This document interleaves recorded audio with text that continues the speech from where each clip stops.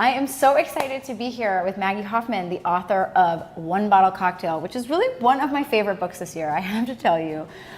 It's a book that basically upends every cocktail book you've ever had. So tell us a little bit about the book. Most people have a bottle of vodka or a bottle of gin or maybe a bottle of bourbon on their mantle, and they might not have the vast collection of liqueurs and vermouths and different ingredients that you would see at a bar.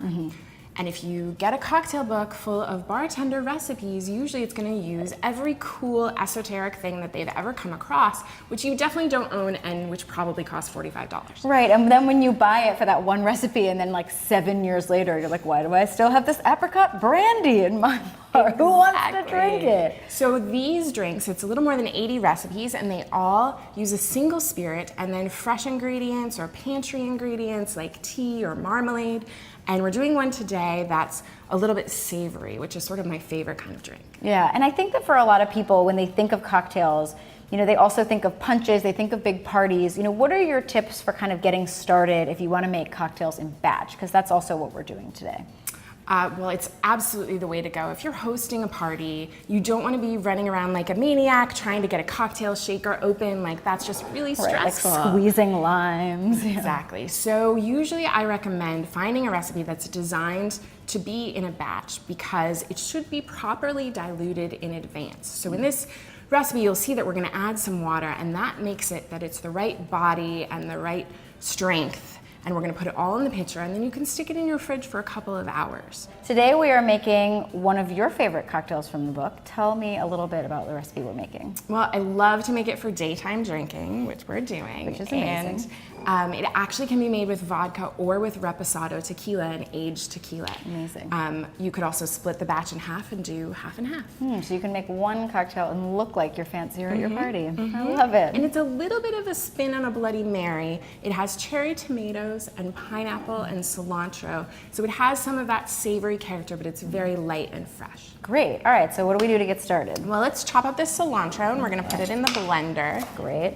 And just kind of a rough chop here, right? Yeah, your blender's pretty powerful. Yeah. We'll do these spring onions too. One of the things that's so fun about this is we're going to put all these ingredients into this blender, and then we're going to strain it. And you're going to not throw any of it away. We're going to use all of it. So the liquid is going to go in our pitcher and become our cocktail, and the solids actually make up a salsa. So all the ingredients we're putting in are the kinds of things you would put in a fresh pineapple salsa. Perfect. So let's add our cherry tomatoes and our pineapple. Right. And again, fresh, fresh, fresh. Do not... So that's about half a pineapple, give or take. And we have lime juice.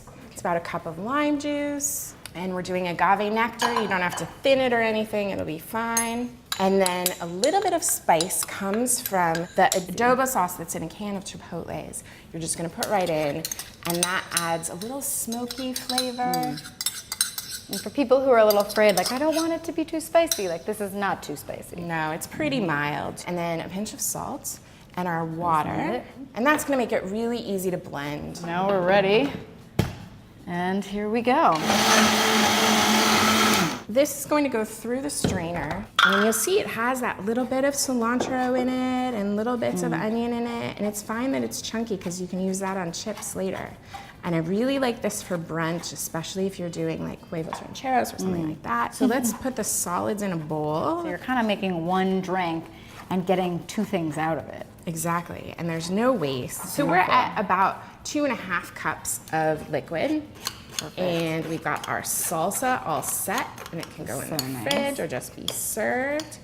And so we're just gonna add an equal amount of the spirits. So 2.5 cups of that. Perfect. And 2.5 cups of your vodka. All right. We'll add a little ice and stir it around. We can put a little ice in the glasses. And for people who are afraid of, you know, heavy, like obviously because of this, because we're only using one spirit, it's a lot of that spirit. You know, do the recipes do well for like if you want a little less or a little more? Like, is it okay to kind of up or down? Actually, I would say there isn't a lot of that spirit. It tends to be a sort of standard 1 to 2 ounces of spirit. What people may find with these recipes is that they taste a little lighter than what you're used to because there aren't any liqueurs, there aren't any sweet fortified wines. And so, because it's so fresh, people may find that it's just the kind of thing you feel like drinking. So I just gave it a little stir.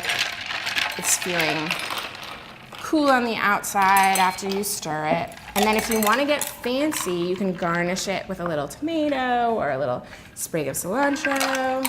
But at brunch, maybe you don't want to get so complicated. Right.